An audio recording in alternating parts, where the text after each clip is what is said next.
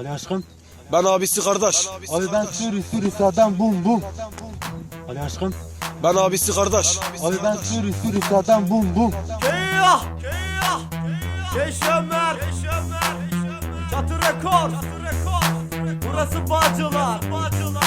Gece çöker sokaklarımız bomboş, sebepsiz gülüşler, kafamız hoş. Patlat bir espri gelsin oradan, en boktan lafa kahkaha atıyor. Bu bizim farkımız, böyle yaşıyoruz. Belki kimine göre semtimiz varoş. Biz yazınca Mugo harbi yaşatıyoruz. Yalana gerek yok, gerçeği yazıyor. Gereği düşünüldü der hakim amca. Beraat alır hırsızlar firarda. Gece uyurken yok oldu plazma. İş işten geçti, neredesin amca? Keş buradan bir hırsız geçti mi? Tarif et bir amca, neye benziyor? Dalga mı geçiyorsun benimle lan sen? Kesin tanıyorsun, o da sizden biri. Ne olacak bu torbacıların hali? Ortalık sivrisinek kaynıyor. Cız ben amcanım, kaçma gel lan. Aha dayıya sor, ben kitap satıyorum. Haber tellalı mahalle karıları. Habide Kezban'ımın boyalı suratı. Sokakta yürümeye korkuyor karılar. Bitmez bizim acının macerası. Hoppala ve de cubbala, ben bir şizofrenim Mugo. Gel de yakala bir o yana bu yana, dön bak arkana. Yakala bu delileri, saf dışı kalma. Hoppala ve de cubbala, ben bir şizofrenim Mugo. Gel de yakala bir o yana bu yana, dön bak arkana. Yakala bu delileri, saf dışı kalma. Halkın ezildiği yer bura. Manaf çürük satar Mugo, kilosu 5 lira. Günahtır yapma etme diyoruz, fakat anlayan yok, o nimet durula. Bakkal vermiyor veresiye, banka misali faiz katlar üstüne. Marketlerde Arapça yazılar ve Türkiye değil la, burası Suriye. Değişik tarzlar, bu nefesleri tut. Taş gibi karı Mugo, yanındaki çocuk. Zencilerin bile farklı tripte. Yut bir şeker Mugo, adamı kudurtur. Al bir poşet eline, üfle içine. Ayan ablalara selam, şekilsin yine. Kalabalık ortama giremiyor millet. Dışarısı bomboş, bomba var diye. Makara kukara Mugo, bir kilo makarna. Gel pişir yiyek demiş Kezban'a. Cepte paraya komidalar bakkala. Yaz deftere, sana verem haftaya. 1 lira tutar omi deftere 10 yaz. Ay başı gelince yetmiyor maaş. Memurun derdi başından aşkın. Borçlara yetmiyor aldığın para. Al sana devletimizin gerçeği. Sen aç kal, o doyurur Suriye'yi. Kendi milletine bakamıyorsun, bir de ülkene aldın 2 milyon kişi. Kiralar tavan omi, herkes işsiz. İnsanlar ölüyor bugün sebepsiz. Bir de boş boğazdan konuşan insan Kürt diye yargılayandı şerefsiz.